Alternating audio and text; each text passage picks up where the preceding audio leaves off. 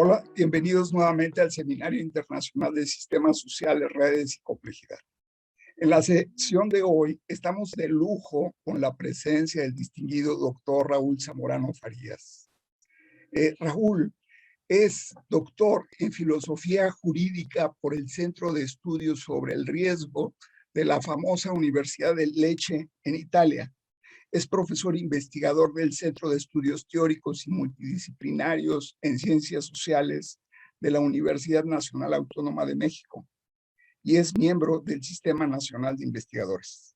Como profesor visitante, realiza actividades de docencia e investigación en diversas instituciones académicas: Italia, Brasil, Argentina, Cuba, México, Perú, Costa Rica, así como publicaciones científicas internacionales en el marco de la teoría general de los sistemas sociales, entre las que destacan Observando el orden social en México, el sistema de la política y el sistema del derecho, publicado en el 2017, La democracia de la posmodernidad y su gesto alegórico, publicado por Prensa Multimedia en Italia en 2004, Civilización de las expectativas y democracia de la periferia de la sociedad moderna, publicada por Prensa Multimedia en el 92 y Juan Pablo Editor México en 2001.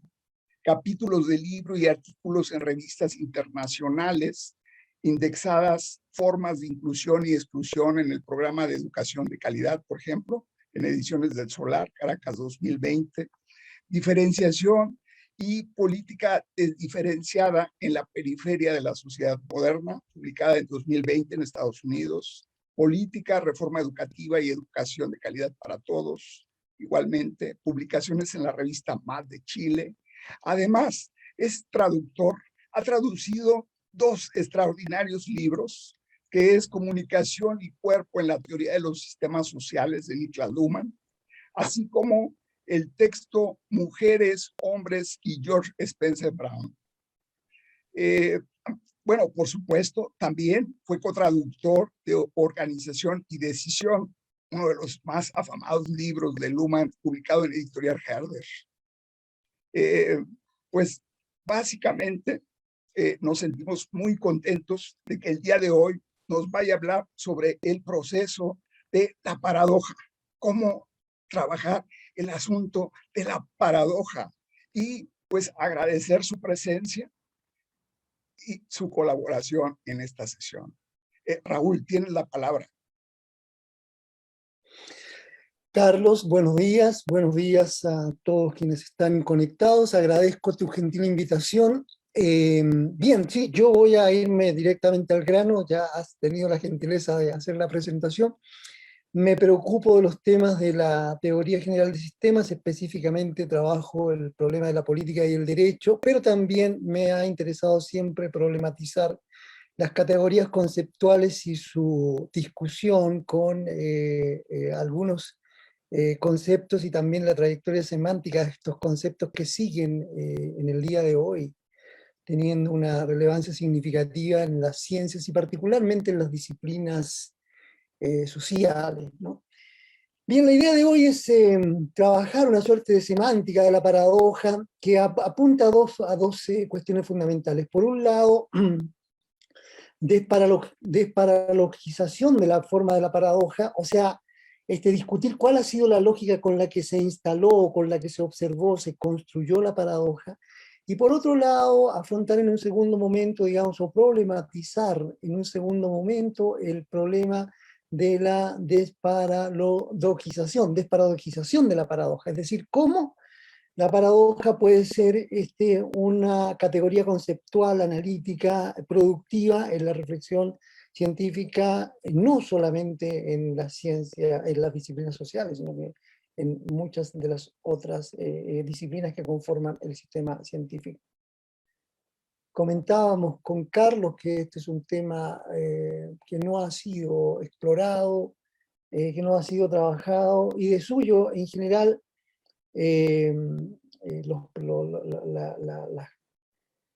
las categorías que porta esta oferta teórica luhmanniana ha constituido, como ya muy bien se ha señalado, digamos, un escándalo teórico porque precisamente cuestiona y observa, digamos, sin desconocer, pero observa cuáles son los límites a los que se enfrenta hoy día la observación científica si se siguen utilizando estas arquitecturas, como diría Luhmann, veteroeuropeas para explicar aquello que se intenta explicar, ¿no? Hoy en día es frecuente que en el pensamiento el concepto de paradoja ha sido utilizado como un instrumento de prueba hipotética, como un instrumento de confrontar, digamos, las fragilidades, posibles soluciones, ¿no? Y también como frecuentemente ocurre como una moneda de cambio del cretinismo de alta escuela, como señala Edgar Morin, ¿no? El concepto de paradoja, como muchos de los otros conceptos a los cuales se recurre frecuentemente en la actualidad, están cargados, digamos, de sentido común, cuando no de una carga valórica de la cual no logran desprenderse, con todas las consecuencias que esto comporta, ¿no? Y si bien, por ejemplo, en el caso específico del concepto de paradoja, que en nuestros días se ha extendido a los más diversos campos disciplinares y ha sobrepasado el pensamiento clásico, no obstante sigue precisamente arrastrando el estatuto de ambigüedad, de incerteza, de ser un concepto incomprensible, ¿no? Características todas que ya estaban o que uno puede rastrear, ¿no?, en el pensamiento tradicional, el cual desde el pensamiento greco-romano se ha encargado de suprimir las paradojas y más bien centrarse en explotar la distinción entre entidades ontológicas del mundo. O sea, discutir no la paradoja, sino que más bien discutir, digamos, las entidades ontológicas del mundo, las esencias, el ser, eso que se da como ser, la paradoja entendida como una diferencia entre ser y no ser. Esto nos coloca precisamente en el centro de la reflexión que intentamos, que vamos a, más que intentar, que vamos a desarrollar el día de hoy, ¿no? Precisamente de qué hablamos cuando hablamos de la paradoja, ¿no? Es decir, nos invita a enfrentar el problema de la desparalogización, ¿no?, que ya no puede ser revestido con la vieja semántica del error y del misterio, y enfrentar también el problema de la desparadojización de la paradoja, es decir, el problema de cómo este concepto deviene en un instrumento de reflexión. Esta va a ser, digamos, la lógica en la que yo voy a articular esta intervención en dos momentos. Por un lado, la desparalogización de la paradoja, y por otro lado, la desparadojización de la paradoja, ¿no? Me parece que es importante en un primer momento siempre aclarar de qué se habla, ya que lo decía en la lógica de las ciencias, ¿no? O sea, siempre hay que aclarar los conceptos de los que uno habla para evitar, digamos, los malos entendidos. En la lexicografía en general, tanto de los diccionarios como incluso de la filosofía, la palabra, el concepto paradoja, señala un hecho o expresión aparentemente contraria, ¿no? Algo que está contrario a la lógica. Si pensamos en su construcción, contra, doxa, opinión, o sea, contra la opinión. Es decir, la paradoja representa algo contrario o opuesto a los principios establecidos por la sana reflexión. Representa incluso una reducción ad absurdum, una reducción absurda, ¿no?, de las nociones que orientan el correlato del pensar. Por lo tanto, el problema de las paradojas fue, como he indicado, y es considerado como una cuestión incómoda para el análisis lógico, filosófico, matemático, social e incluso religioso, precisamente por su aparente estatuto indescifrable, por su estatuto ambiguo, por su estatuto incierto, porque no ofrece respuestas, lo cual es dramático, digamos, sobre todo para las ciencias sociales que tienen que buscar una respuesta más que plantearse las preguntas, como decía Heisenberg, ¿no? Heisenberg en su principio de la indeterminación precisamente señala esta cuestión que es importante. A él le parece, digamos, que son más importantes las preguntas que las respuestas, ¿no? Pero siguiendo con el tema, entonces, el problema de la paradoja ha sido considerado como el origen que no ofrece una explicación de las causas primarias o suficientes y necesarias, ¿no?, y por lo tanto no ofrece una solución, no ofrece una verdad, no ofrece una posibilidad de estructurar el orden social, ¿no?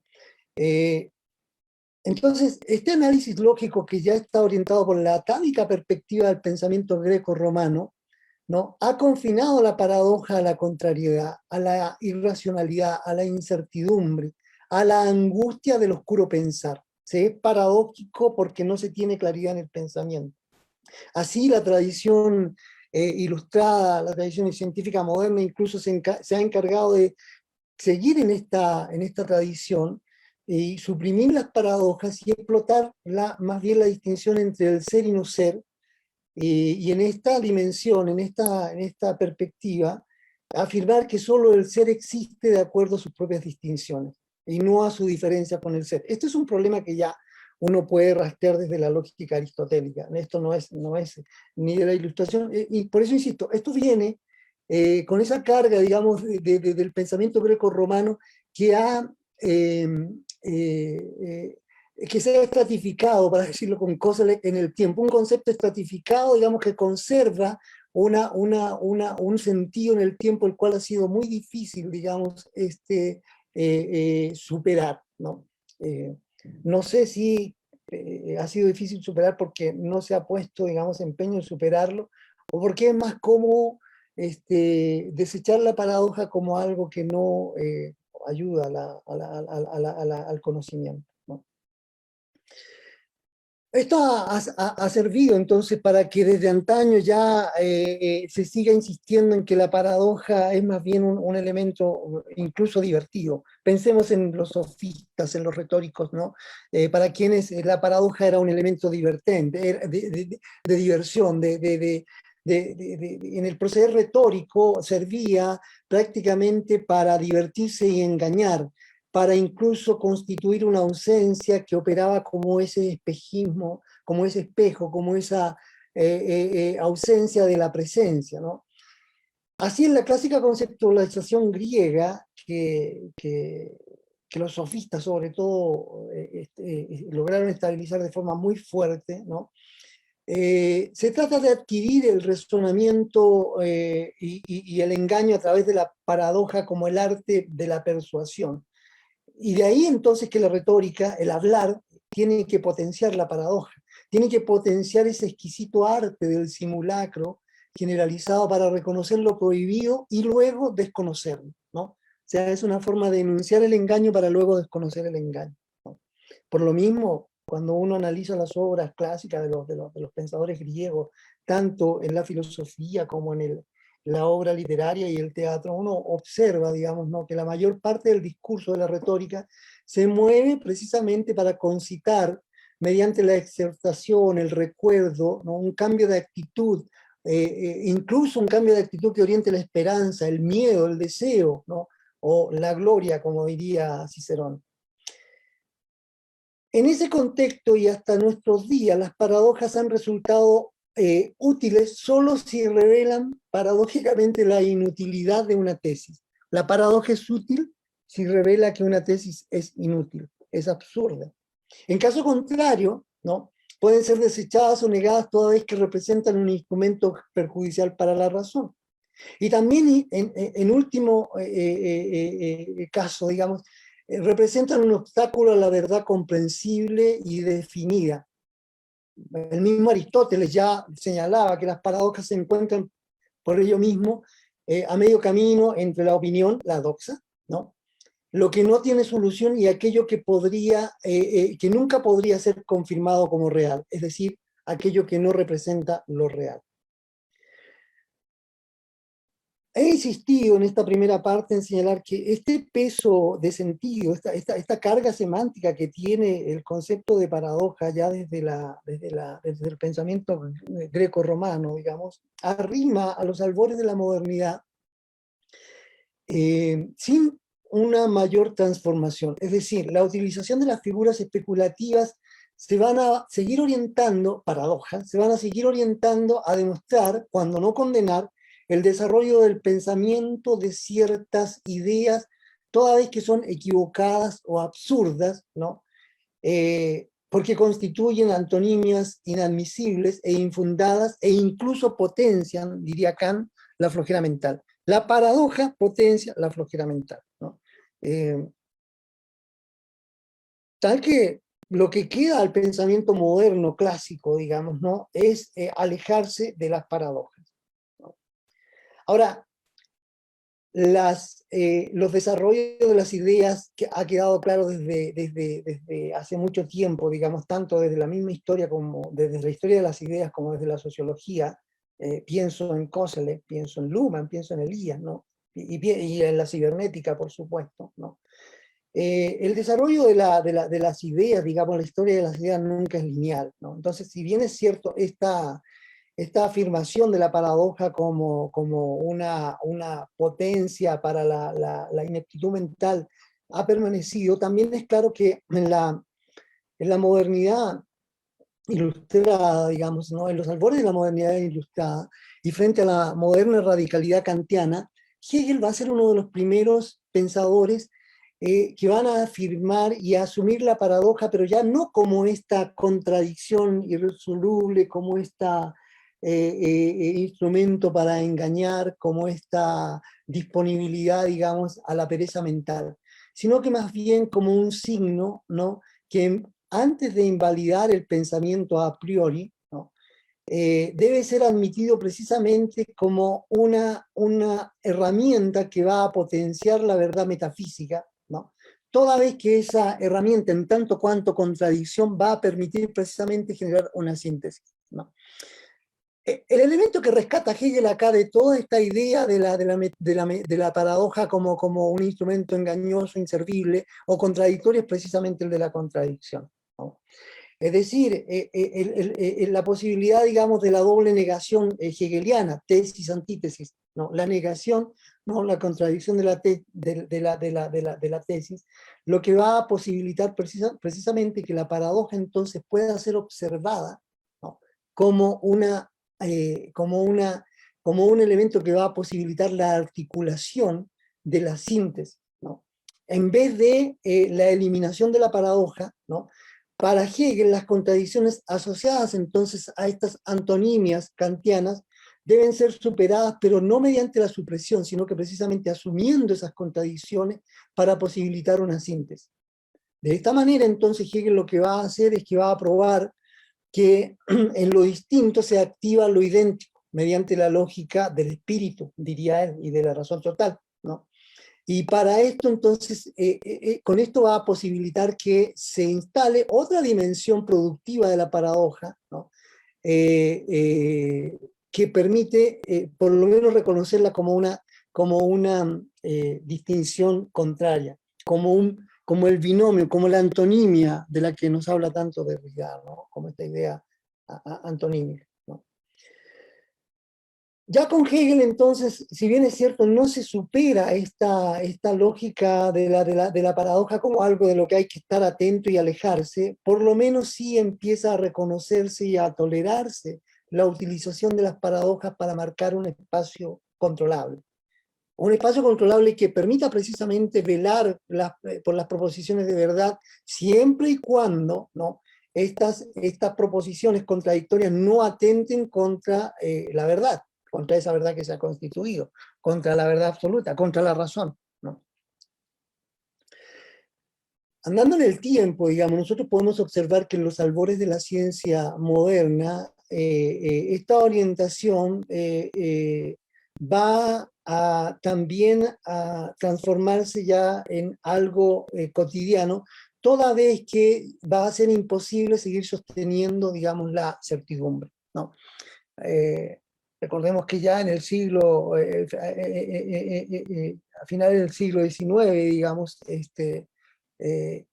se empieza a instalar la idea de que el mundo no se articula en función de unas leyes necesarias, de una certidumbre necesaria, ¿no?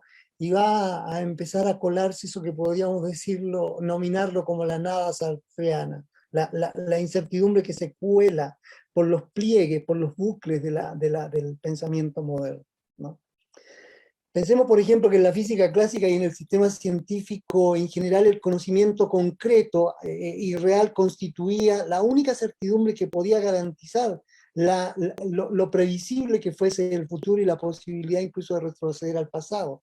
En la historia esto se veía muy bien con la Magister Vitae, ¿no? La maestra viga. Si uno conoce el pasado, puede controlar el futuro. Esta era la idea, ¿no? Porque conocía las leyes de ese pasado, las leyes de la historia incluso, ¿no? Que podían replicarse.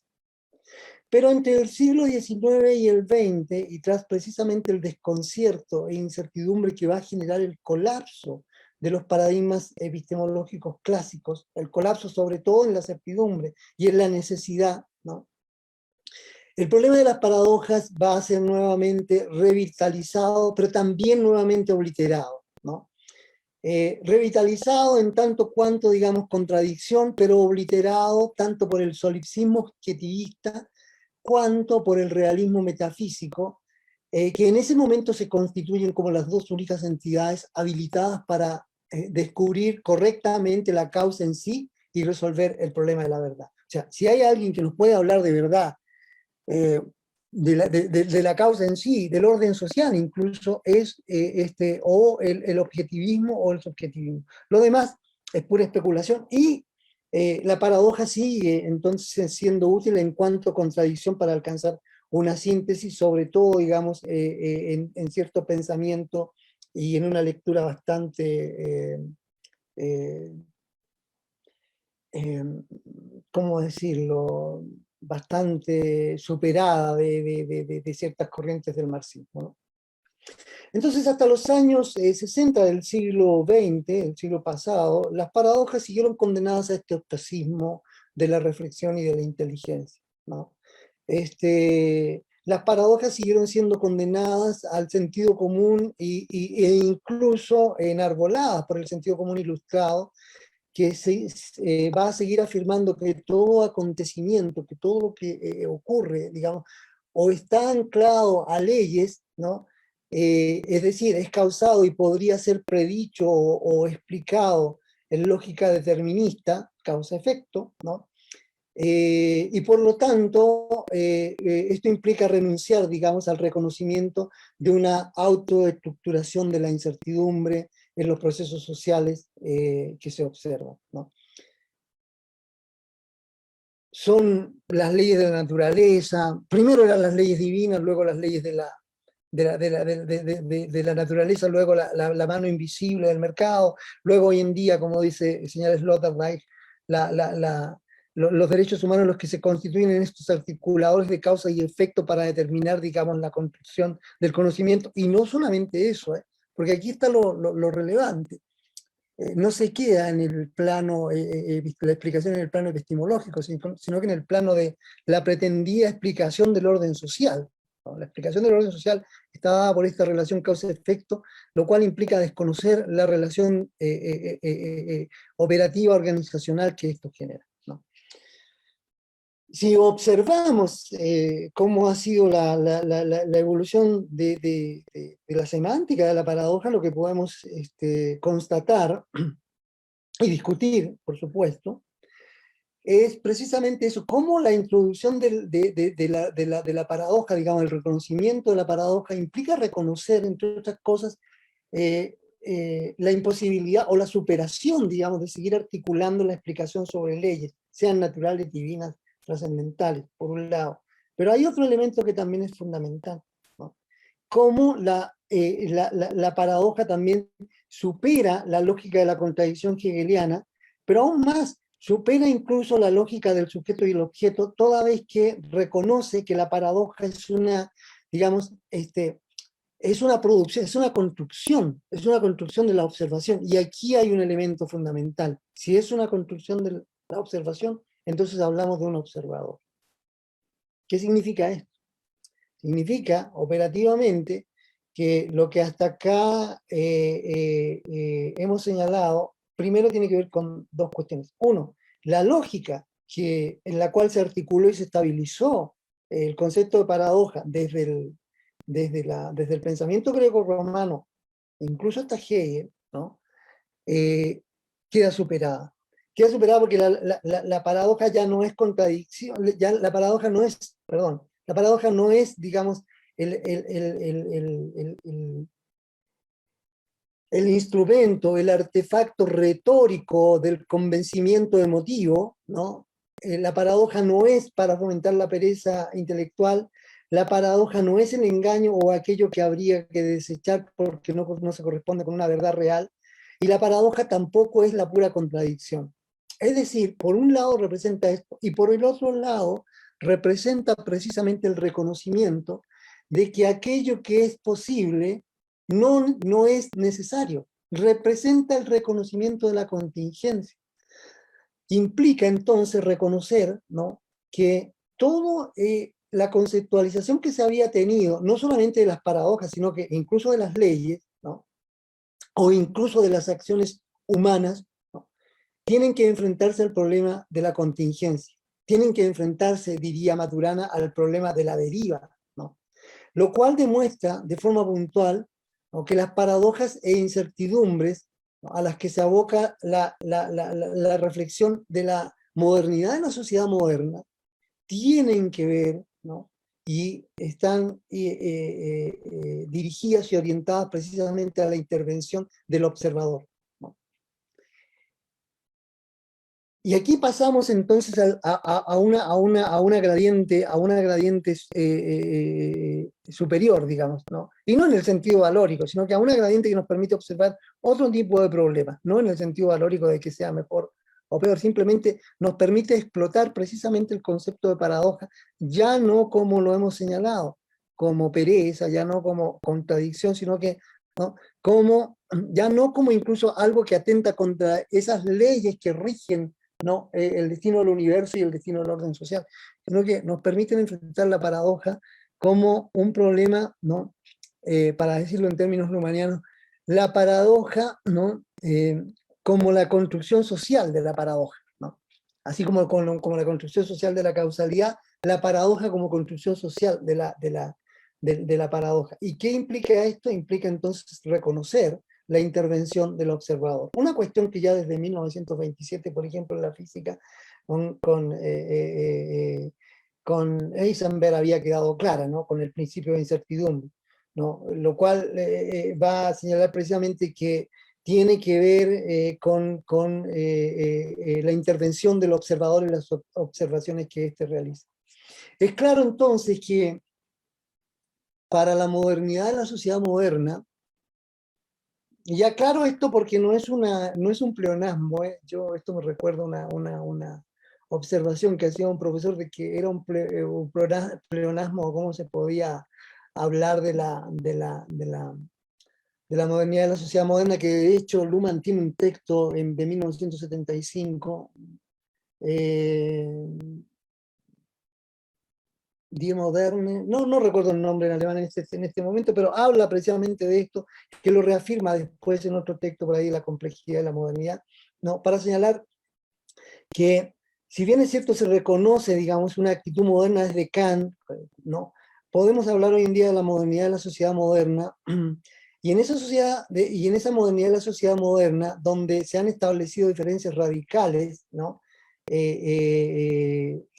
y eso precisamente es lo que le da el aval a la modernidad de la sociedad moderna, ¿no?, que tiene que ver con eso, con el reconocimiento de que el futuro se construye sobre la base de la contingencia y de la incertidumbre, y que ya no puede estar determinado por la causa o por la necesidad. Si hablamos de la sociedad moderna como la actitud kantiana, nosotros todavía podemos observar que allí la causa y la necesidad son elementos fundamentales de esta articulación epistemológica, reflexiva, ¿no? Pero en la modernidad de la sociedad moderna es precisamente que la construcción del futuro, ¿no?, tienen que ver con el reconocimiento de la incertidumbre, ya no de la necesidad y de la causa, ¿no? O sea, una vez más, tiene que ver con el reconocimiento de esa nada sartreana en la reflexión, ¿no?, que ya no permite explicar la complejidad de la construcción del orden social, la complejidad de la construcción del sentido de la observación a partir de una externalidad ontológica del mundo y menos a partir, digamos, de relaciones causales, donde aquello que no se contempla como o no forma parte de esa causalidad debe ser desechado. ¿Qué implica esto? Como lo hemos dicho, presupone que en todos los niveles de la observación entonces se acepta el papel primordial de las fluctuaciones, de la inestabilidad. Se acepta, para decirlo de otra manera, ¿no?, que observar la complejidad desde un nivel de observación configura una epistemología constructivista. Implica entonces, ¿no?, que así como la causalidad se construye, también la paradoja se construye. Pero la paradoja no es un elemento óntico ni ontológico que haya que desechar o instrumentalizar para el divertimento. No constituye eso. ¿No? Constituye además, digamos, el reconocimiento de que al configurarse desde una epistemología constructivista o de una epistemología de la epistemología, diría von Foster, ¿no?, queda abierta la potencialidad para una reflexividad de segundo orden. Es decir, la paradoja se enfrenta entonces al problema de observar y tener presente que también al observar queda algo que no se observa, ¿no? Toda observación implica la no observación, que esto ya también es una paradoja. Como cuando decimos que todo derecho implica un no derecho, ¿no?, lo que es paradójico. Pero esto no nos puede llevar a una síntesis hegeliana, tampoco nos puede llevar a un desconocimiento de borrar, como frecuentemente ha insistido una colega que trabaja sobre el tema de la educación de calidad, ¿no?, con la cual hemos escrito algunos trabajos de investigación. Pensemos que hoy en día se sigue pensando la calidad como la inclusión total.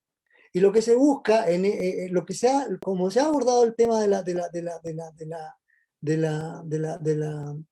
inclusión, es eliminando el otro lado, es decir, la exclusión, ¿no?, sin tener en cuenta que no se puede eliminar, si se elimina la inclusión, se elimina si se elimina la exclusión, se elimina la inclusión. Volveremos sobre esto, no me detengo allí porque antes quiero dejar plantear algunas otras cuestiones.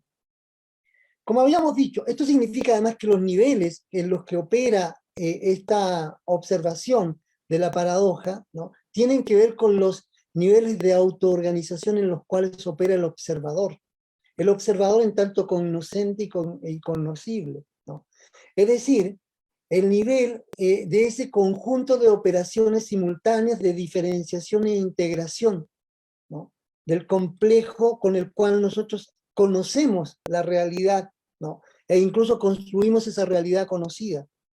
Este también es otro gran problema que enfrenta y que ha enfrentado frecuentemente la teoría de sistemas, porque cuando se habla de realidad, ¿no?, se quiere pensar que, o se sostiene que Luhmann niega la realidad, porque para Luhmann todo es una construcción. Pero Luhmann distingue desde el principio, digamos, diversos sistemas, ¿no?, los sistemas orgánicos, los sistemas materiales, donde está esa realidad material, ¿no?, los sistemas psíquicos y los sistemas sociales.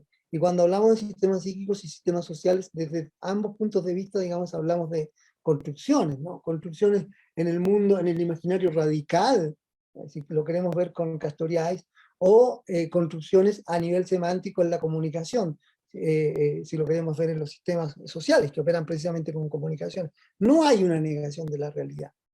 Y también hay una diferencia, se puede construir, Václav y von Foster han trabajado mucho en esto, ¿no? Se puede construir una realidad social, se puede construir una realidad social, se construye la realidad social, ¿no?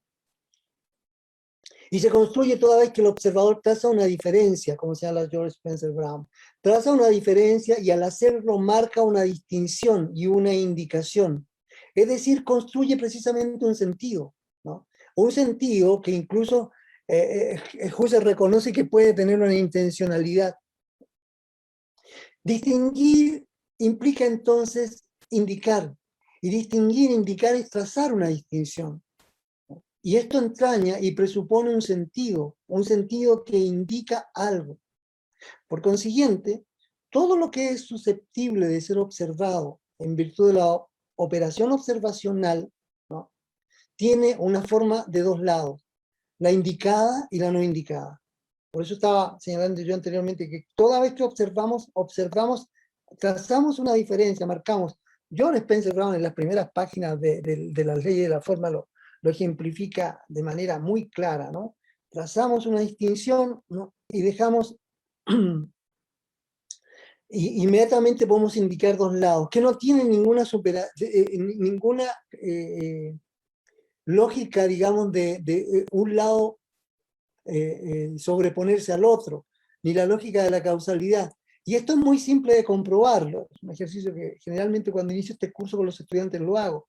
Borren la distinción que han marcado, sea sobre una hoja en blanco, sea sobre el pizarrón, sea donde ustedes quieran imaginativamente, e inmediatamente se anulan ambos lados de la distinción, ¿no? O sea, ustedes borran la división, borran la distinción que han marcado, ¿no? Marcar una distinción, la borran, e inmediatamente borran los dos lados que distinguen, ¿no? Entonces, aquí, ¿qué es lo que se produce con esto cognitivamente? Se produce la superación de la lógica causa-efecto, de que esto exista porque existe lo otro, ¿no?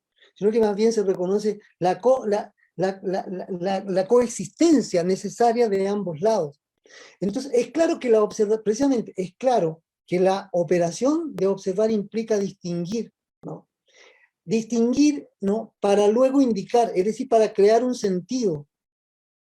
Y en ningún caso encontrar o descubrir un sentido, sea de la cosa, sea de la historia, sea de las emociones o sea del cuerpo, ¿no? Hoy en día incluso los seguidores de Foucault se han olvidado que hasta Foucault habla de que el cuerpo es una construcción social y vuelven a hablar del cuerpo como si fuese una materialidad, ¿no? El cuerpo como materialidad. Eso está muy lejos de lo que estamos señalando. Y tiene que ver más bien con estas categorías, digamos, ontológicas que han permanecido como explicación del mundo en el mundo, ¿no? Las paradojas, ¿a qué nos llevan entonces? Superando la lógica de la contradicción, las paradojas nos llevan a constatar posibilidades, ¿no? Y nos llevan a constatar además que las paradojas son siempre un problema del observador. Es decir, las paradojas son siempre un problema de quien observa observaciones, del observador que observa observaciones. Ese es precisamente el motivo por el cual el observador tiene que trazar distinciones. Y al trazar distinciones, ¿no?, elimina otras distinciones. Es decir, realiza una selección. Sean, ¿no?, los observadores sean el sistema social o el sistema psíquico. Es necesario. Incluso operativamente, los invito a hacer este ejercicio. Ustedes, para poder pensar en cualquier cosa, tienen que realizar una observación, o sea, marcar una diferencia, ¿no? Voy a pensar esto y no todo. De hecho, cuando uno tiene una desestructuración del sistema psíquico o de la personalidad, como señalan los psiquiatras, ¿no?, es uno de los problemas más difíciles de resolver en términos médicos, ¿no?, en términos clínicos, ¿no? Porque la desestructuración es esa, la incapacidad para poder lograr distinciones al interior de su propia elaboración autoproductiva, digamos, autopoética de su sistema psíquico, ¿no? Entonces, no logro diferenciarme quién soy en este momento. Soy el profesor, soy Carlos, soy Luhmann, soy el actor de cine, ¿quién soy yo?, ¿no? Entonces, bueno, ahí hay una solución que no se puede negar, que es, digamos, el tratamiento psiquiátrico, ¿no?, con todas las consecuencias que eso tiene. Para decirlo en otras palabras, las condiciones de posibilidad de una operación son al mismo tiempo las contradicciones de su imposibilidad, ¿no? Es decir, constituyen precisamente una paradoja, porque la paradoja es la unidad de la diferencia. La paradoja no se destruye. La paradoja se puede ocultar o se puede desplegar, es decir, se puede desparadojizar. Desparadojizar, que es distinto a desparalogizar, ¿no? Ya en la primera parte abordamos el problema, digamos, de terminar con la lógica en la que se habían constituido las paradojas, ¿no? Como recurso retórico, como engaño, como algo que no respondía a la realidad, como algo que podía ser instrumentalizado, como contradicción en Hegel, como pereza intelectual en Kant, ¿no? Pero hemos hecho este recorrido para ver, digamos, que esos sentidos con los que que se les había imprimido a la paradoja quedan superados. Ahora estamos en el problema precisamente de también reconocer la paradoja como unidad de la diferencia, ¿no? Y allí lo que nos queda claro es que la paradoja o se oculta, ¿no? O se desparadojiza. ¿No? ¿Qué queremos decir con esto? Se toma una resolución, por ejemplo, en el sistema normativo y se genera una nueva norma. Una nueva norma que evidentemente no, que va a generar nuevos problemas, ¿no? Esos problemas se pueden dejar pendientes, se pueden ocultar, pueden no generar un ruido significativo o se pueden abordar y desparadojizar, es decir, construir una nueva observación y ver qué tan plausible es esa observación que se construye en su aplicación normativa. Por ejemplo, estoy tomando un caso del sistema del derecho, ¿no? Pero además, esta constatación también nos obliga a otra constatación que es fundamental, aunque debo decirlo, se sigue obliterando o se sigue no considerando en nuestros días en el sistema científico, ¿no? Y es que precisamente el sistema científico, como cualquier sistema, no tiene un contacto con la realidad. El sistema científico construye un conocimiento producto de su código, de su referencia, de sus programas, de sus, por decirlo de alguna manera, sistema cognoscente, ¿no? Que al comunicarlo constituye lo real del sistema científico. Es decir, el sistema científico constituye realidad en cuanto y tanto se diferencia, ¿no? Precisamente de esa realidad. Y esta relación de nuevo, entonces, ¿no? Esta distinción en tanto construcción del conocimiento desde el sistema científico es inherentemente, ¿no? Paradójica, ¿no? Es paradójica toda vez que los dos lados que constituyen esta observación, esta distinción entre lo real y lo no real de la construcción del conocimiento que deviene real a través precisamente de los programas condicionales de la ciencia, de los conceptos, de las categorías, incluso las revoluciones científicas, como señala Kuhn, ¿no? Estos dos lados están siempre y contemporáneamente presentes, ¿no? Esto que parece un poco o poco claro, es evidente cuando pensamos, por ejemplo, en la verdad, ¿no? La verdad y la falsedad, o la verdad y la no verdad científica, constituyen ambos, ¿no? Orientaciones por un lado y reflexiones por otro, ¿no? Elementos que coordinan el quehacer científico. No van la una en contra de la otra. No hay más verdad si eliminamos la falsedad, no hay más falsedad si eliminamos la verdad, ¿no? En la semántica religiosa, como señala Malvesi, es la misma demanda que uno le podría colocar tanto a la coexistencia permanente de Dios y el diablo. Eliminemos al diablo y eliminamos a Dios. Eliminamos a Dios y eliminamos al diablo, ¿no? Lo cual también ha servido, digamos, como un mecanismo de control. El miedo, como señala Foucault, también es un mecanismo de control, ¿no? Entonces, el diablo que nos atormenta permanentemente, ¿no? Pero sin diablo no hay Dios, ¿no? La unidad del uno no logra explicarse a sí mismo, y sobre esto Luhmann también, siguiendo a Malvesi, ha elaborado una reflexión bastante, no solamente interesante, sino que divertida, ¿no? Divertida en el sentido de la reflexividad que esto lleva, ¿no? Del humorismo simplón. Como hemos dicho, por lo mismo, el observador, sea el sistema psíquico o el sistema social, ¿no? Al trazar una distinción, porque tanto el sistema psíquico como el sistema social trazan distinciones, ¿no? Se hacen conscientes de sus limitaciones, se hacen conscientes de que deben reconocer que hay puntos ciegos en las observaciones, que no se puede observar todo desde el centro, ¿no? Del universo, diría Gramsci, ¿no? O desde afuera del universo, ¿no? Porque en primer lugar no existe un acceso a la realidad externa. Y en segundo lugar, toda observación de primer orden, ¿no? Que renuncia a su estatuto privilegiado debe estar en condiciones de indicar aquello que no ve. Precisamente por una cuestión fundamental, porque toda observación, ¿no? Es una observación que se construye desde el observador. De nuevo vamos a llegar al problema de que nos digan, bueno, entonces la realidad no existe. No, la realidad existe, tanto material cuanto socialmente, una realidad que se ha ido estabilizando, que conserva estatus del tiempo, una realidad, digamos, que para decirlo con Giddens puede constituir la rutina.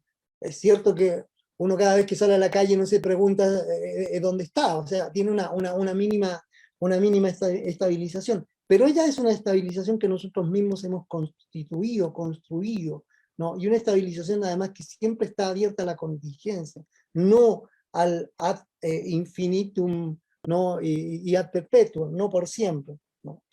Entonces, la operación contingente de distinguir e indicar realiza precisamente, ¿no? Que el observador evidencia, ¿no? Que el observador introduce una distinción en un espacio, ¿no? Es decir, genera una diferencia, un antes. Y luego para observar el punto ciego de su observación debe realizar una autoobservación, es decir, debe realizar una observación reflexiva, conocer cómo conozco. Una observación de segundo orden, un después, que lógicamente para realizar el después requiere un tiempo. O sea, para realizar, si habíamos señalado que la paradoja era precisamente la unidad de la diferencia, ¿no? La diferencia es siempre una diferencia de ambos lados, pero no ambos lados como oposición a los cuales debamos abocarnos a buscar la síntesis en el sentido hegeliano, ¿no? Una diferencia, ¿no? Una diferencia que solamente lo que constata es eso, uno y otro lado, y a lo que nos lleva es a decidir qué lado observamos. El lado que vamos a observar implica entonces que el otro lado queda allí latente, queda allí puesto, pero no se elimina. Porque toda forma que tiene dos lados, ¿no?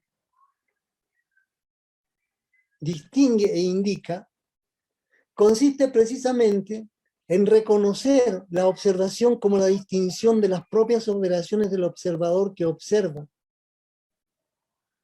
Implica reconocer entonces que la observación, como toda forma, es ni más ni menos que una construcción. Implica entonces que nosotros no partimos el mundo para encontrar el mundo correcto o incorrecto. No dividimos el mundo para anular, digamos, el lado que no corresponde. Implica simplemente que construimos un mundo y por lo tanto construimos causalidad y por lo tanto que también construimos paradojas y construimos nuestras distinciones, ¿no? Y les damos un sentido a esa distinción porque ni siquiera el sentido existe a priori.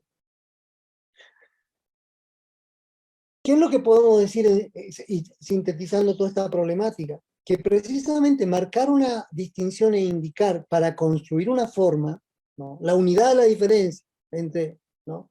Distinguir e indicar, la unidad de la diferencia entre pasado y futuro, que es el presente, dirá Koselleck, el presente es la unidad de la diferencia entre futuro y pasado, ¿no? Desde el cual nosotros siempre hablamos del futuro o del pasado en el presente, como unidad de esa diferencia.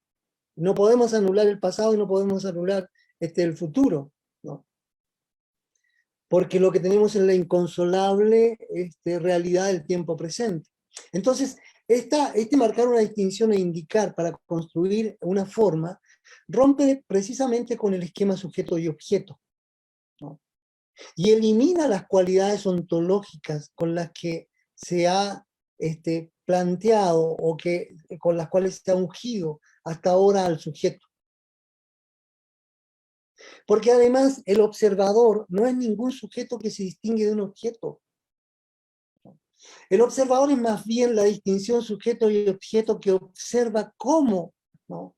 Es esta una construcción hecha por el observador que maneja distinciones, pero que no maneja la cosa, que no maneja el origen, que no maneja la sustancia en sí misma, ¿no? Esto quizás deviene un poco banal decirlo, pero no es tan banal cuando pensamos que hoy en día muchas de las explicaciones en nuestra disciplina, en las disciplinas sociales y humanísticas, ¿no?, que todavía ponen esa diferencia, siguen ancladas, digamos, en este sujeto, en esta sujetología, ¿no?, de la cual hablan Marcelo Arnold por ahí en un trabajo, ¿no? Esta tendencia, digamos, ¿no?, a, a seguir insistiendo en el sujeto como portador, ese humanismo que hizo del sujeto, digamos, y de la conciencia del sujeto el portador de la racionalidad y por último de la verdad, ¿no? Mirar esta observación, digamos, como una marca, como una distinción y una indicación, supera precisamente la observación de primer orden, supera la descripción de la cosa, ¿no?, y supera también, ya lo hemos dicho, la disputa sujeto y objeto. Supera además la relación causal y ontoteleológica, Heidegger, ¿no? Supera la pregunta por el origen y por el final.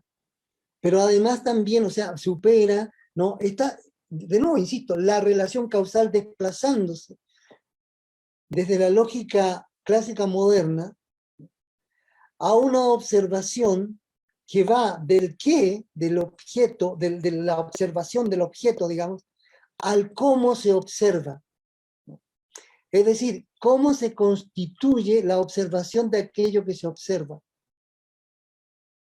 La observación, entonces, es la observación de segundo orden. Una observación que precisamente observa un observador y observa el modo en cómo ese observador observa observaciones. No observa la cosa. Luhmann por ahí, con toda esta elegancia irónica que lo caracteriza, señala, hoy en día no es importante fijarse en lo que se dice de algo, sino que quién dice algo de eso que dice hablar. O sea, no es fijarse en la cosa, sino que en quién establece la diferencia de la cosa. Una cuestión que, insisto, en nuestra disciplina todavía sigue muy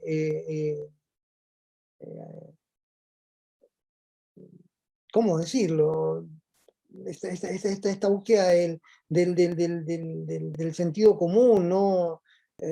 Incluso se llega a hablar hoy día siguiendo estas epistemologías del sur del epistemicidio, ¿no? O sea, del suicidio conceptual.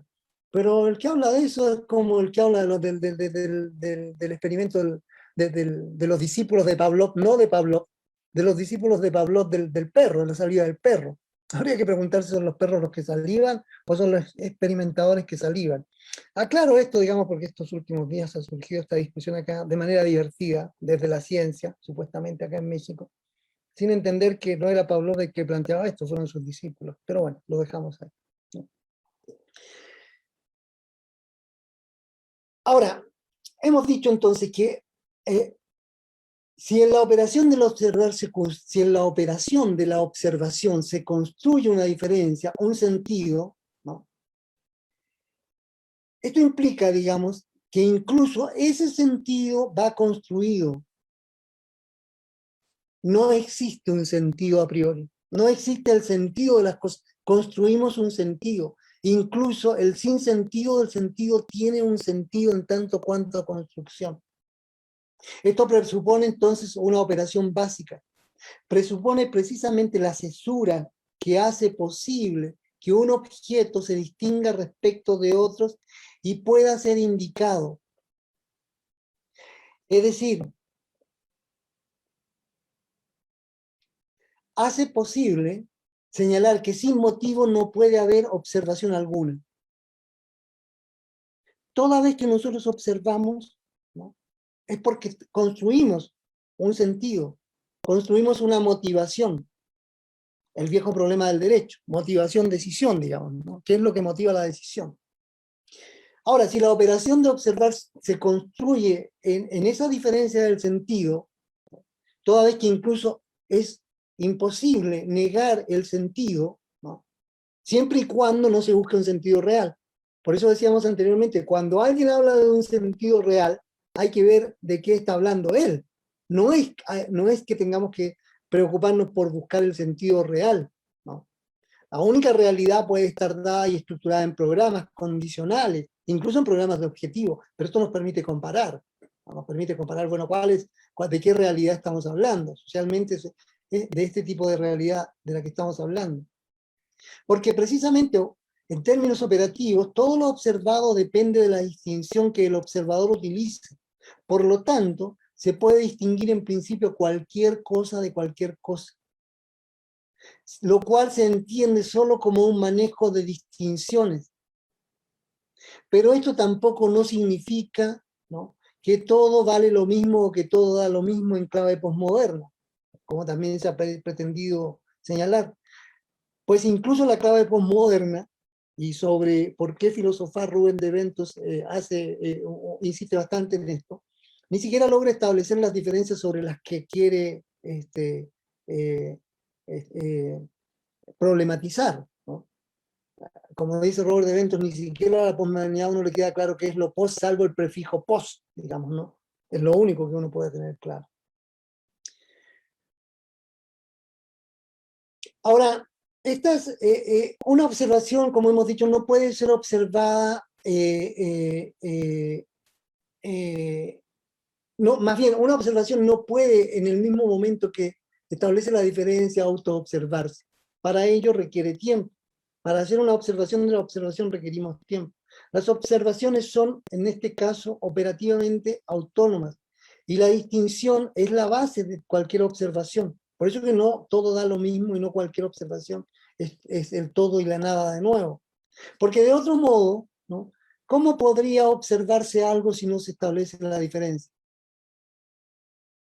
Tal que si las observaciones no pueden ser exactas, o más bien se caracterizan por ser arbitrarias o indeterminables, ¿no?, la restricción de la observación consiste precisamente en no introducir una observación o una distinción de manera autoimplícita que anule esa arbitrariedad, sino que más bien explicitar esa arbitrariedad.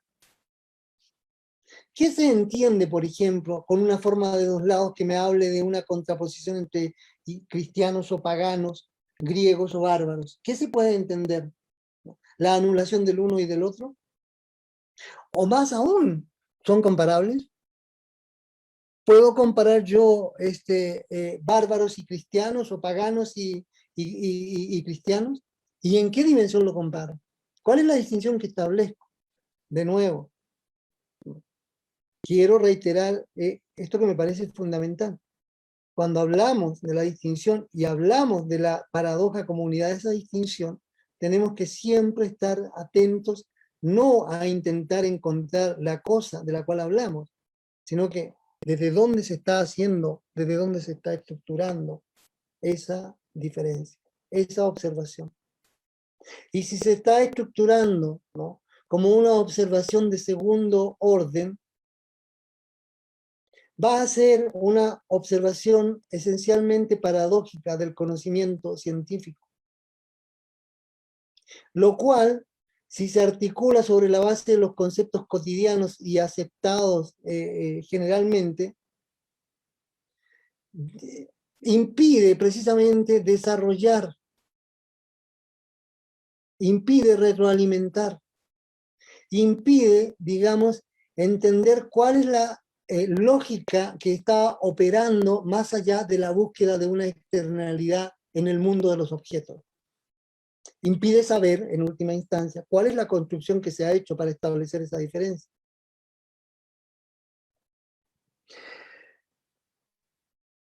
Esto nos lleva a lo que ya de alguna manera se ha estado enunciando en todo este lapsus, ¿no?,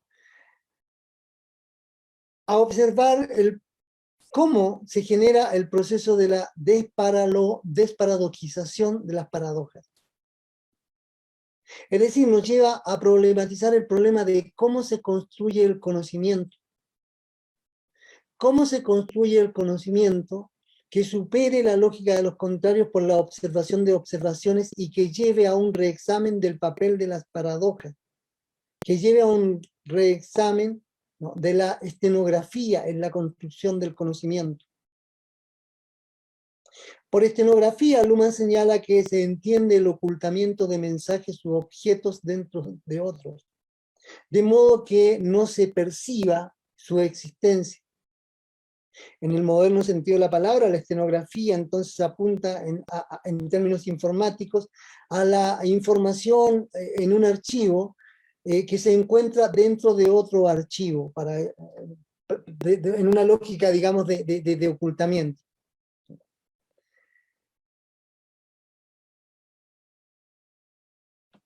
En lógica moderna, entonces, desplegar la discusión sobre esta tradición, como lo hemos señalado, ¿no?, que conceptualizó las paradojas como problemas indeseables que debían ser corregidos, ocultados o evitados, porque ya lo indicábamos, señalaban la flojera intelectual. Desde la perspectiva constructivista del conocimiento, las paradojas se van a crear precisamente cuando las condiciones de posibilidad de una operación son al mismo tiempo las condiciones de imposibilidad de su operar. Es decir, se van a crear cuando nos preguntamos, ¿cómo observo aquello que observo? Es decir, cuando el observador señala las distinciones y evidencia la forma de la unidad de la distinción que está utilizando. Esto lleva, lógicamente, a superar la contradicción o negación de lo paradójico.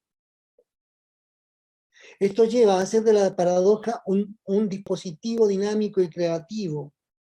Esto lleva a hacer de la paradoja algo que ya no puede sencillamente negarse o eliminarse, sino que debe problematizarse. Problematizarse como una consecuencia de cada observación. Porque la paradoja precisamente ofrece la posibilidad de crear, de construir problemas. Ofrece la posibilidad de que no puede ya resolverse los problemas apelando a una ontología del mundo, a una materialidad, a una cosa. Ofrece la posibilidad de una resolución, de un marco de despliegue del problema mediante otras observaciones que reconstruyan la complejidad cognitiva, cualquiera sea el sentido, cualquiera sea el objeto. Dicho en términos, dicho en otras palabras, ¿no?, implica precisamente la posibilidad de preguntarnos y de problematizar cómo observamos aquello que observamos. Von Foster, ¿no? La epistemología de la epistemología. ¿Cómo conocemos aquello que conocemos? Las paradojas en la modernidad, en la sociedad moderna, ya nos dejan claro, ¿no?, que son formulaciones que no afirman absolutamente nada, porque no existe nada que corresponda con ellas. Uno puede elegir si parte de la verdad, no verdad, de la guerra a la paz, del hombre mujer, de lo bueno o lo malo. Pero una vez que ha optado por estas diferencias, o por estas distinciones, no tiene más posibilidad que ver esta distinción como unidad de la diferencia, como una forma de la distinción. Esto es, como una forma del observador que observa esta distinción. Y como ya lo habíamos señalado, por lo tanto, toda distinción es inherentemente paradójica, porque es autorreferencial, porque constituyen dos lados que no pueden ni llegar a la síntesis, perdón, no pueden, no se puede pretender buscar la síntesis, ¿no?, y tampoco pueden, digamos, negarse, como se había hecho.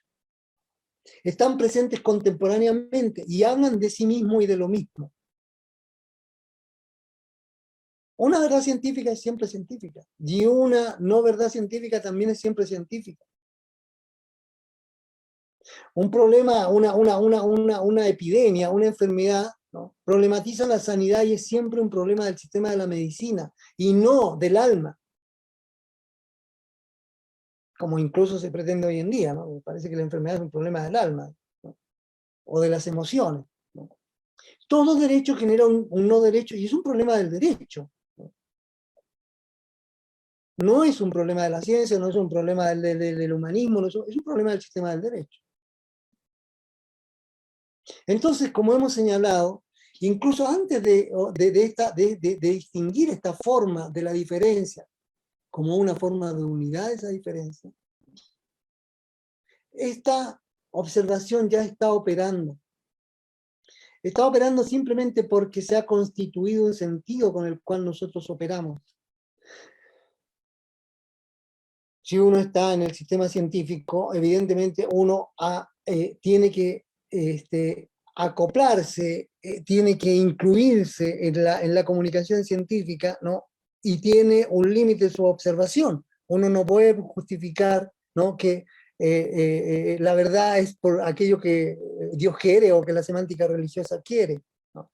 Un ejemplo muy, ¿cómo decirlo?,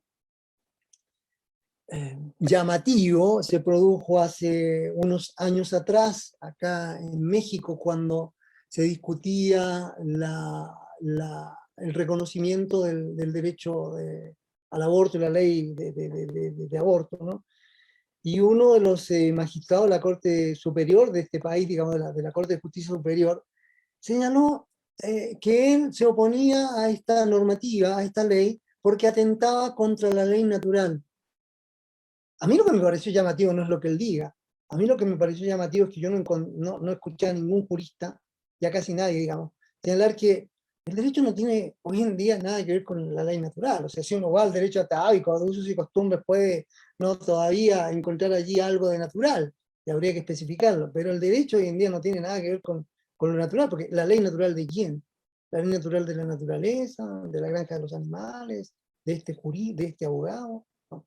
Entonces, esos son los problemas que enfrentamos, esos son los problemas, ¿no? Que ahí ni siquiera hay una paradoja, ahí lo que se está apelando es sustancialmente, digamos, a una categoría ontológica del mundo que explicaría las relaciones causa y efecto, y que tienen un fundamento externo a lo que es lo social, ¿no? Externo porque ley natural, la ley de la naturaleza, sin entender que incluso esa misma ley nosotros mismos la hemos creado.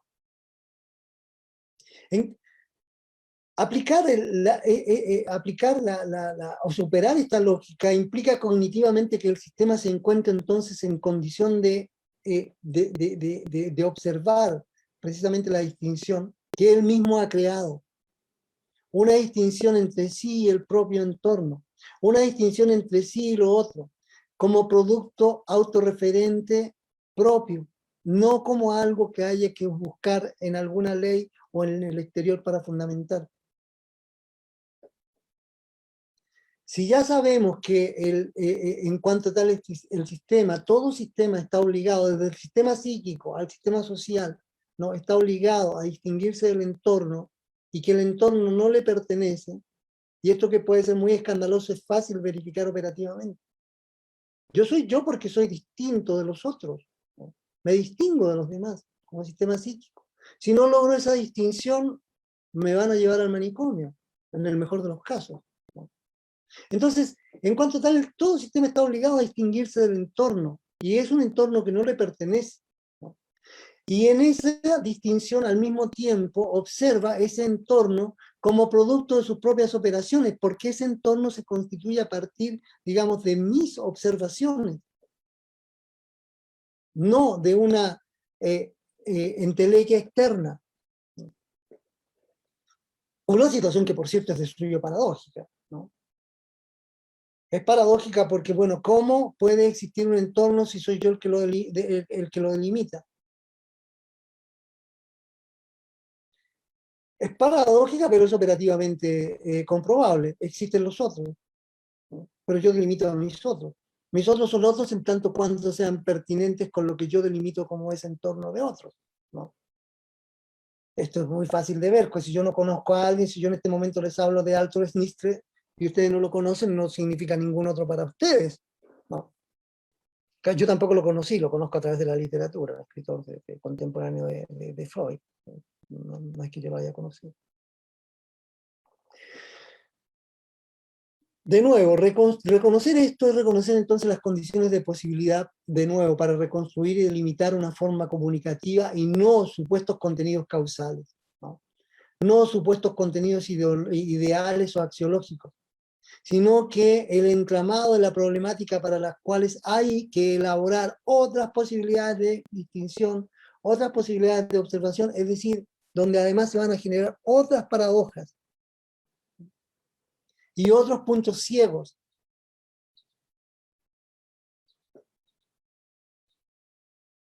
Pero también se van a generar las posibilidades comunicativas, tanto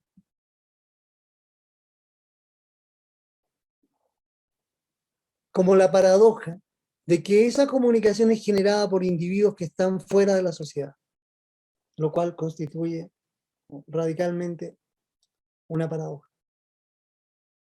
En síntesis, podemos decir entonces que si se trata de pensar cómo se construye e integra el despliegue de posibilidades y no de lo único a través de desintegrar o reducir la paradoja o eliminarla,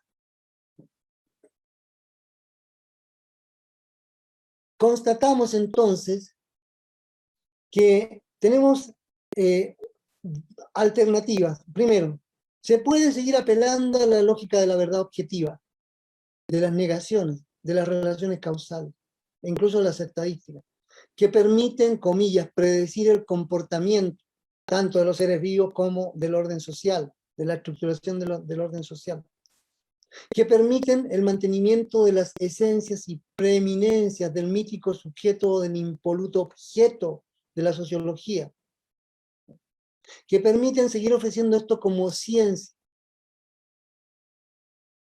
Pero tenemos que estar conscientes que esto no estimula, ¿no? Sino que lo único que se logra es una fase de excitación y de agotamiento que van a depender del tenor o del terror descriptivo o exegético de la cosa en sí y de la moda en sí que esté puesta para explicar la cosa.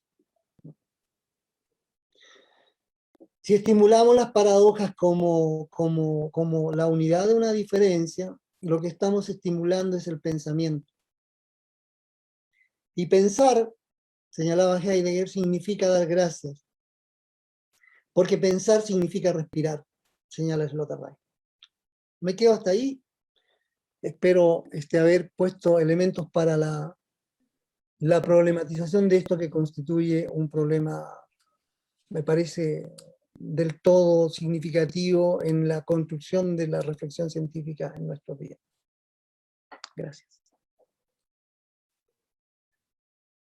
Gracias, Raúl. Muy interesante tu exposición. Hay varias preguntas. Daniela Lomarti pregunta, buenos días, excelente ponencia.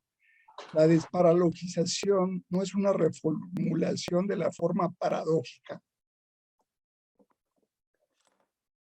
Es decir, no es un planteamiento que busca entender las distinciones de la paradoja desde el que observa. ¿Cuál sería el aporte de ese análisis para la manera de hacer ciencias sociales? ¿Está preguntando por la desparalogización o desparadojización? Por la desparalogización. Claro. A ver, yo partí señalando que iba a abordar esta reflexión desde dos puntos de vista y no me llama la atención de que pueda ser problemático. Yo hablo de la desparalogización, lógica de la paradoja, desparalogización, ¿no? En el sentido semántico de cómo se constituyó la paradoja, de cómo la paradoja, ¿no?, se constituyó como lo que hemos señalado, desde el pensamiento greco-romano, como una fórmula retórica para convencer, como algo que era insoluble, no tenía posibilidad de solución, como algo que no apelaba a lo real. Y avanzando en el tiempo, llegamos con Kant a decir como algo que fomenta la pereza intelectual. Y con Hegel, en términos lógicos, va a ser la primera vez que se enfrenta el problema de la paradoja como una posibilidad de reflexión, en tanto se integra como subcontradictoria. ¿no? Tesis, antítesis para alcanzar una síntesis. El problema es que con esto Hegel avanza un paso en esta concepción clásica, ¿no? Pero no obstante mantiene a la paradoja, digamos, como en un reducto exclusivo para la síntesis, pero ya una síntesis que está dada por una razón, y tendríamos que meternos aquí a discutir la lógica hegeliana, ¿no? Pero que viene ya de alguna manera también determinada en esta relación causal, tesis-antítesis, ¿no? La desparadojización con D, apunta precisamente a observar esto en la modernidad, en la sociedad moderna, precisamente como lo señala eh, la, la persona se llama, Daniela Lomar. Daniela, como lo señala Daniela, o sea, la desparadojización, Daniela, tiene que ver precisamente en eso, en cómo esta unidad de la diferencia se vuelve a observar como unidad de la diferencia, es decir, se vuelve a aplicar otra diferencia a esa diferencia, lo cual va a generar nuevas paradojas. Por eso yo ponía el ejemplo.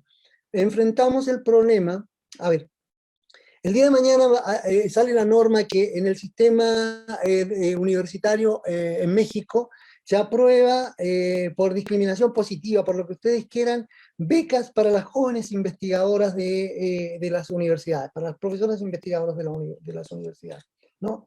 Se aprueba como una norma, qué sé yo, ¿no? Entonces, claro, esto ya va a generar, digamos, otro lado. ¿Cuál es el otro lado? Primero, esta beca está destinada a las jóvenes investigadoras, no a las mayores, ¿cierto? Lo que puede generar un problema. Luego está el problema de que ¿por qué no a los hombres? Luego incluso podría ir más allá. Bueno, ¿por qué no a la comunidad lésbico-gay? Porque somos también investigadores. Hoy día las orientaciones sexuales son muchas.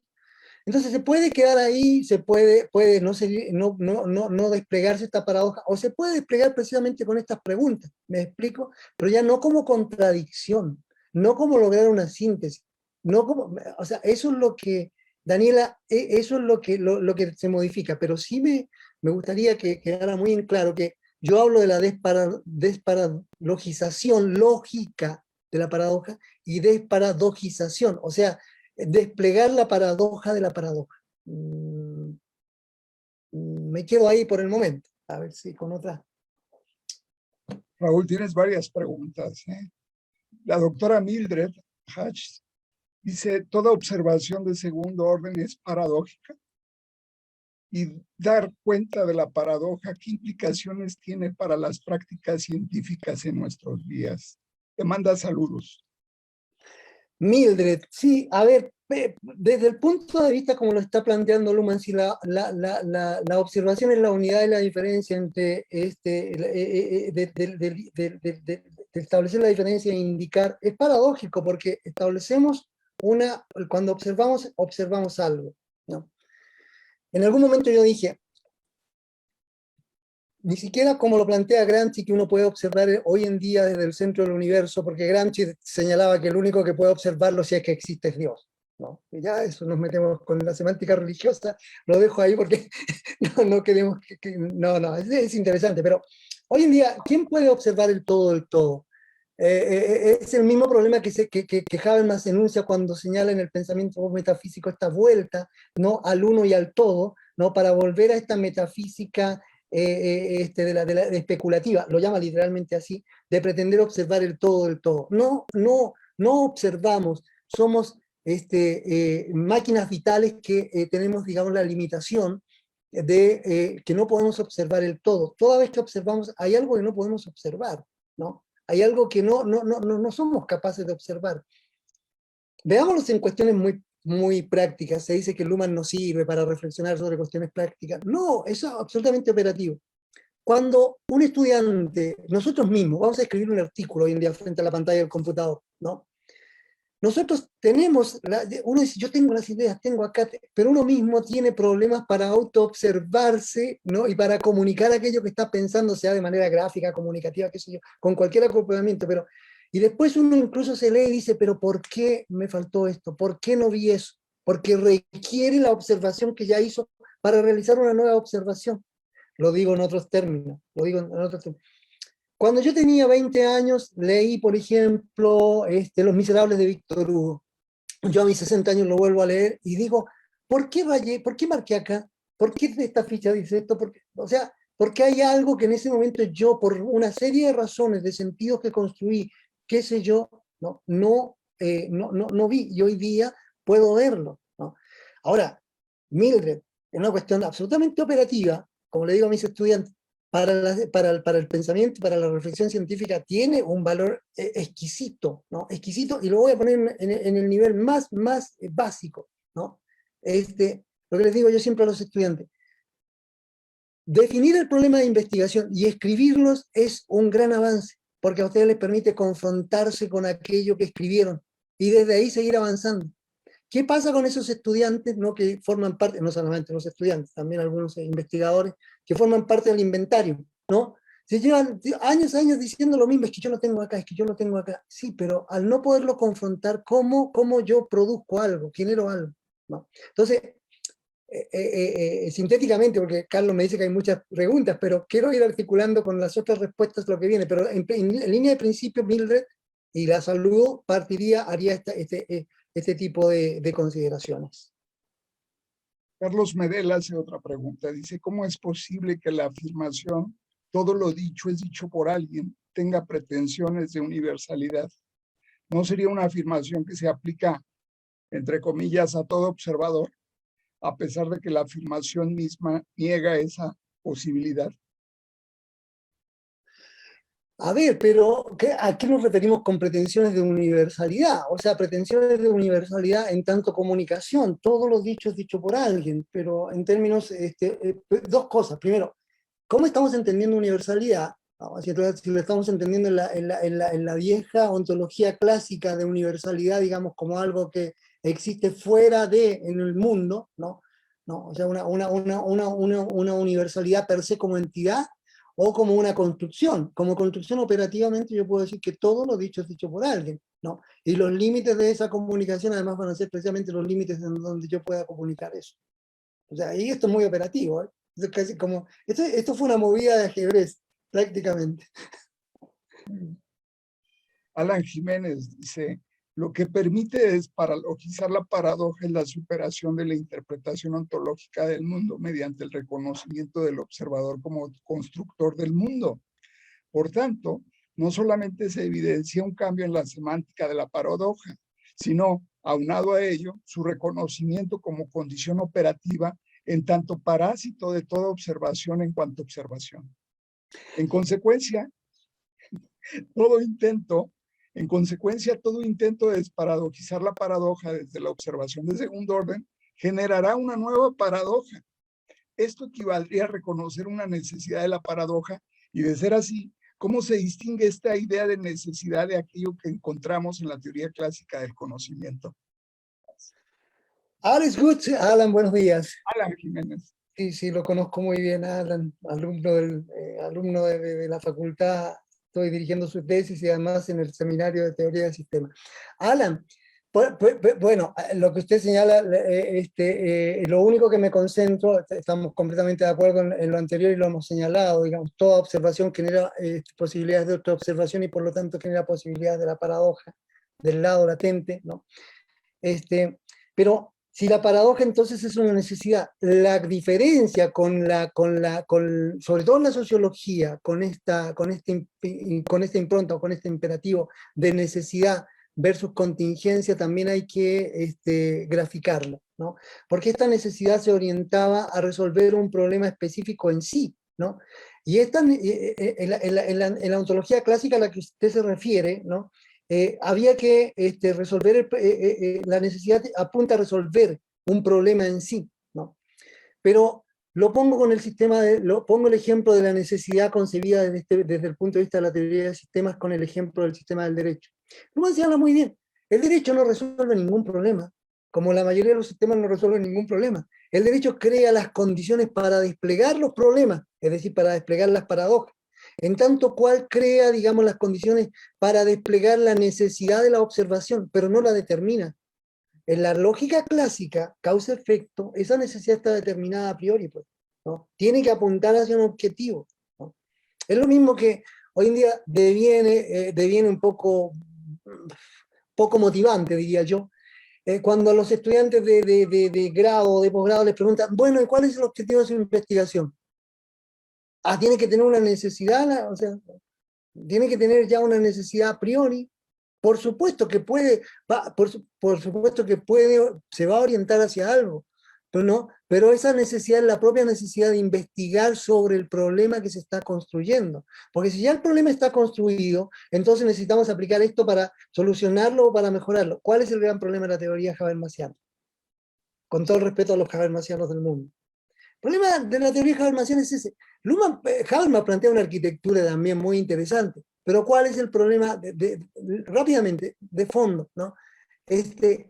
Hay que concluir la modernidad. O sea, la modernidad es algo y hay que concluirla. Hay la necesidad de concluirlo. ¿Según quién? La primera pregunta, según Habermas, según yo, según quién.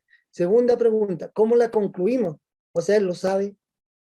Él lo sabe cuando aceptamos con la cibernética, con la biología, Maturana, Prigogine, von Foster, Piaget, Luhmann, el mismo Habermas, ¿no? Que hoy en día el orden social es absolutamente contingente, es decir, puede ser de una manera o puede ser de otra. Entonces, Alan, me parece que ahí está la diferencia entre estos dos tipos de necesidades, ¿no? Una necesidad que apela a una lógica causal y una necesidad que apela a una lógica operativa, de relación operativa. Son dos cosas distintas, me parece. Pedro Jiménez Vivas dice, ¿la desparadoxización de la paradoja se podría o debería institucionalizar con el fin de que la sociedad pudiera aprender a operar desde un nuevo marco de realización, es decir, la contingencia, y esto realizado de manera empírica? Saludos, brillante exposición. Pero, disculpa, ¿el nombre de la persona? Pedro Jiménez Vivas. Pedro, yo con todo el respeto del mundo sé que esto no se hace, pero como es un intercambio, yo le devolvería la pregunta, con todo el respeto del mundo, no se responde una pregunta con otra. Una pregunta y una reflexión. Primero la reflexión. ¿Qué significa para usted institucionalizar? Eso es muy importante. ¿Qué significa para usted institucionalizar? Se lo pongo con algo que es muy claro. Yo no soy mexicano, digamos, soy chileno, no es culpa mía, pero, por ejemplo, uno en Chile dice, la historia del partido, la historia política de Chile dice, el Partido Comunista de Chile siempre fue un partido institucional. Pero uno dice, uno habla del PRI, el Partido Revolucionario Institucional, lo institucional es la misma palabra, ¿se fija? ¿No? Es la misma, es el mismo significante, pero el significado es completamente diferente. O sea, el Partido Comunista en Chile no tiene nada que ver la institucionalidad acá con la institucionalidad del PRI en México. Disculpen ponerles este ejemplo, pero me parece muy claro. Entonces, lo primero que habría que aclarar es cómo se institucionaliza. Luego, la pregunta es, ¿habría que institucionalizar el amor? Con todas las consecuencias que eso tiene, Pedro. O sea, habría que institucionalizar, es el gran problema, digamos, y aquí me voy a meter en Honduras, pero bueno, yo soy un provocador. Es lo mismo cuando dicen que hay que socializar a los hombres para que sean feministas. Me parece que no va por ahí el problema. Me parece que el problema no se aborda de esta manera con pretender institucionalizar, sea la ciencia, sea el feminismo, sea esto o lo otro. Me parece que el problema tiene que ver, digamos, con las gradientes y con las condiciones, con las estructuras sociales disponibles como para poder hacer este tipo de reflexión, ¿no? Porque no podemos institucionalizar la paradoja. Hoy en día, y tiene razón Pedro, lo que pasa es que hoy en día también la paradoja y mucha parte de la teoría de Luhmann viene como que la moda, ¿no? Hoy en día está de moda, entonces hay que hablar de esto sin que se entienda nada. Uno va a un congreso, entonces el mundo es complejo y estamos frente a una realidad compleja, bravo, qué bien, brillante, complejo, pero ¿qué se dice? El mundo es una paradoja, pero ¿qué se dice? No, hoy día reconocemos las paradojas, pero ¿qué es lo que se quiere decir? Institucionalizarla significa ¿qué? O sea, a mí la pregunta fundamental, yo en ese sentido sigo siendo, digamos, admirando mucho a Carlitos Marx, el cabezón barbón. Marx decía, ser radical es ir a la raíz. Yo voy a la raíz. Pedro, ¿qué significa para usted estabilizar? Y no me estoy yendo por la tangente, pero me parece que una vez que tengamos claro eso, podemos discutir la segunda parte. Otra vez la doctora Mildred te pregunta, ¿habrá que pensar en otras metodologías, pensando más hacia la metodología de probabilidades tipológicas bayesianas?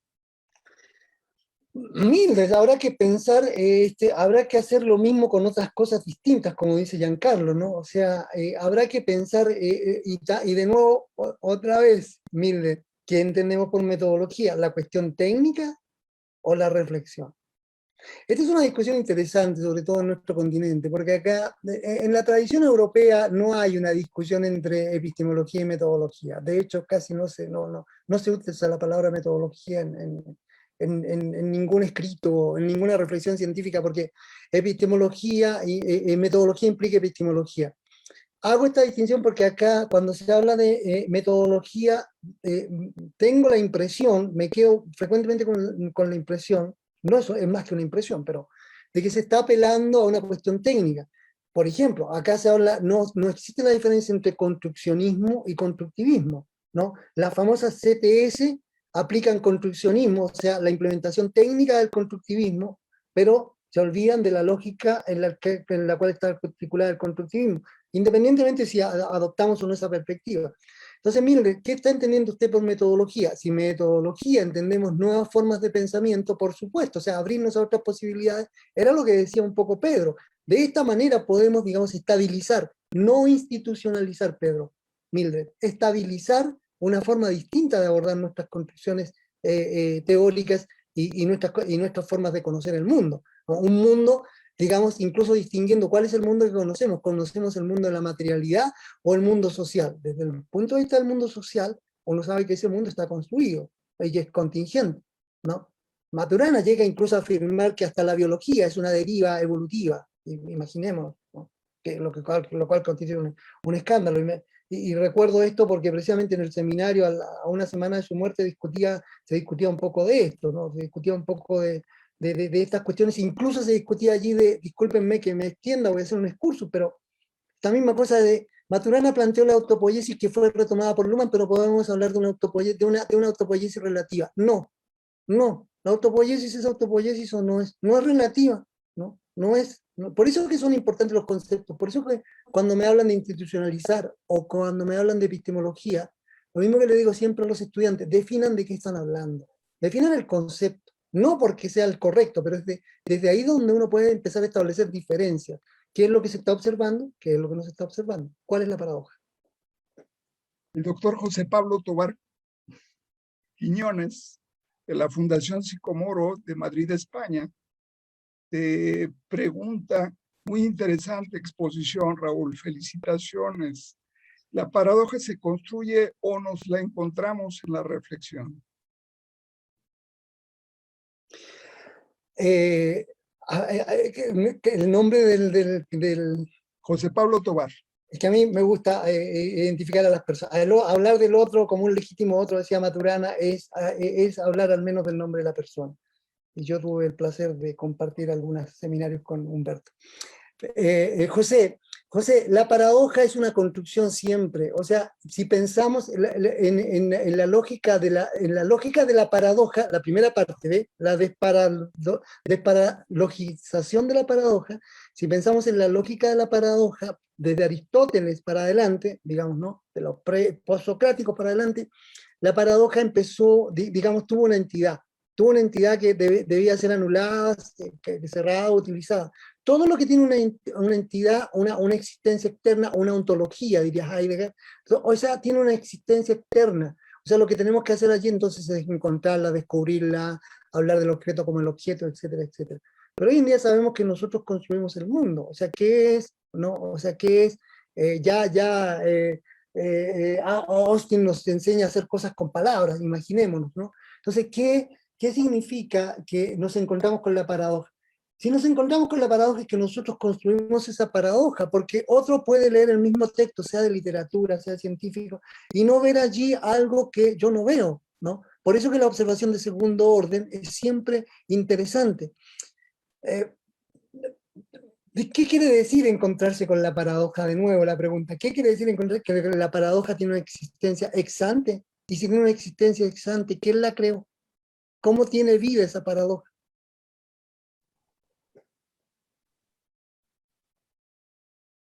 El doctor Rafael Morales Gamboa dice, ¿existe alguna relación entre la desparalogización desparadoxización que se comenta y la posibilidad de igualar la forma con su negación que establece George Spencer Brown?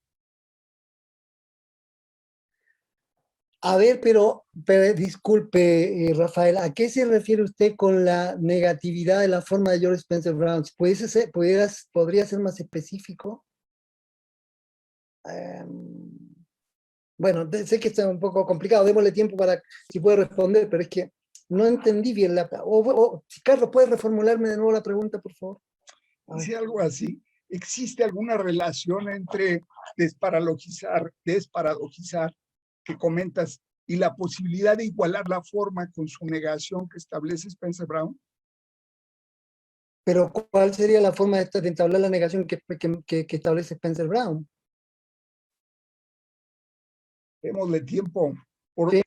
Mientras tanto, Pedro Jiménez te contesta lo de institucionalización. Dice: por institucionalizar, entiendo modos de operar que justamente se deben de estabilizar, muchas veces a través de normas, es decir, modos de actuar.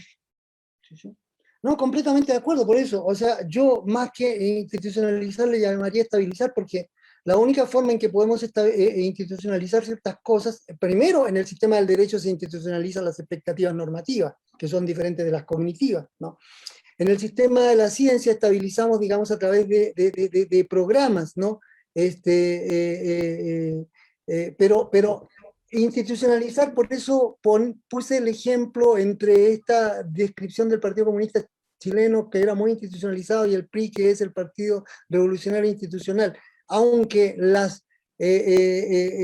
se utilice, ¿no?, el mismo significante, el significado varía, y la institucionalización entendida así como a secas tiene que ver más o menos con, usted mismo lo señala, o sea, con la idea de que está como estabilizado en la norma, pero ¿cuál es la norma? Por eso yo le he preguntado, ¿se puede estabilizar el amor? Lo que se puede estabilizar es un contrato, ¿no? Que es el matrimonio, pero el amor no se puede estabilizar. ¿Se pueden estabilizar las emociones?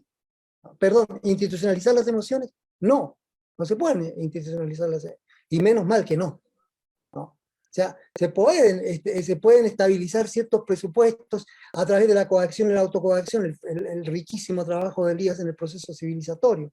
Pero de ahí estabilizar, hoy en día más que nunca tenemos claro que la institucionalización tiene que ver con aspectos muy particulares que están vinculados, o sea, a la norma en el derecho y a los programas condicionales en los sistemas, desde mi punto de vista. Tienes otra pregunta de Lain Torres. Dice: las paradojas nos llevan a constatar realidades a partir de la observación, como usted lo menciona, y esto se puede adaptar a cualquier situación social actual. Pero se puede adaptar, o más bien es que opera en cualquier situación social. Porque habría alguna situación social en que no opere esto. O sea, ¿cuál sería?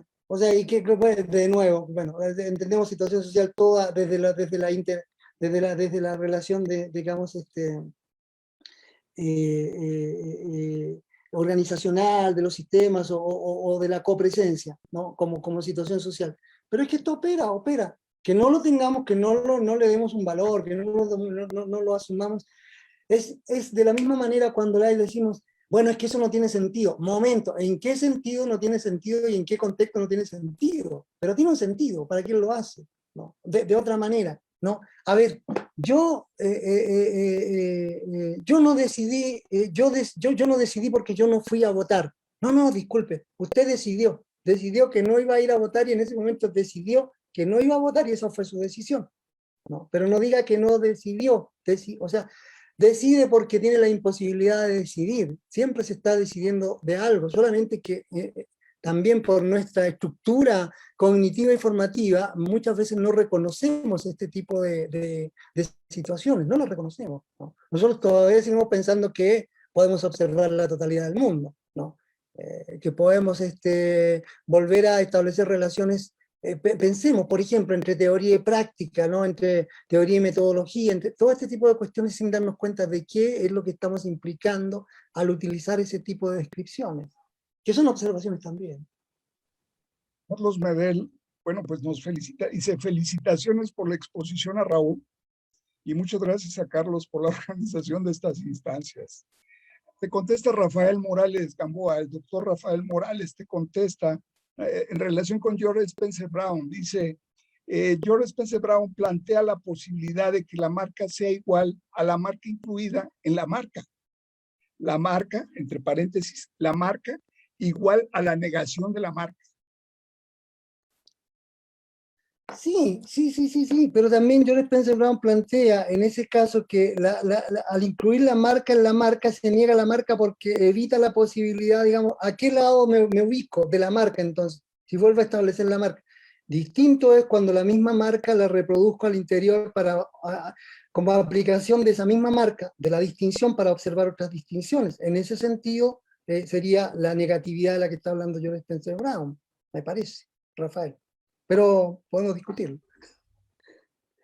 Una cosa, me parece muy interesante lo que está planteando Rafael, pero tendríamos que abrir un espacio muy particular para discutir la lógica de George Spencer Brown, porque recordemos que, si bien es cierto, Spencer Brown recorre diagonalmente toda la obra de Luhmann y no solamente de él, ¿no? Pero no ha habido tampoco un estudio concienzudo de las implicaciones que tiene en estas 99 páginas, ¿no? Son 99 páginas, ¿no? Que revolucionaron la matemática, ¿no? O sea, esta misma idea de la forma en la forma, ¿no? Y de la imposibilidad, digamos, de aplicar la forma a la forma porque constituye una negación en tanto cuanto cómo se marca sobre la misma marca. Eso es lo que está planteando George Spencer Brown. Bueno, pues mira que es muy interesante porque en unas semanas más, un mes aproximadamente, mes y medio, Rafael va a exponer precisamente la obra de Spencer Brown. Sería muy interesante, te vamos a hacer la invitación especial para complementar estas preguntas que se han estado generando y estas respuestas. Déjame presumirte algo que veíamos al principio, que es este texto de la paradoja de los derechos humanos, 3 escritos sobre política, derecho y derechos humanos de Niklas Luhmann, publicado por la Universidad Externado de Colombia. Y vaya, vale $4. Y está, bueno, como está agotada la presentación física, la venta es virtual. Pero vamos a tomar las indicaciones. Como te decía, me parece que ahí debe haber algo sobre los derechos fundamentales, una publicación de 1966, de uno de los primeros trabajos de él. Pero la edición que tú presentas no la conozco. Pues el Seminario Internacional de Sistemas Sociales, Redes y Complejidad, el Departamento de Sociología y la Universidad de Guadalajara agradecen a nuestro muy estimado invitado, el doctor Raúl Zamorano Farías, su valiosa y brillante exposición con el título Desparalogización de la forma paradoja. Raúl, te estamos muy agradecidos. No, las gracias a ustedes y a todo el público y bien, pues espero haber cumplido con vuestras expectativas. Buena tarde, buen procedimiento y gracias.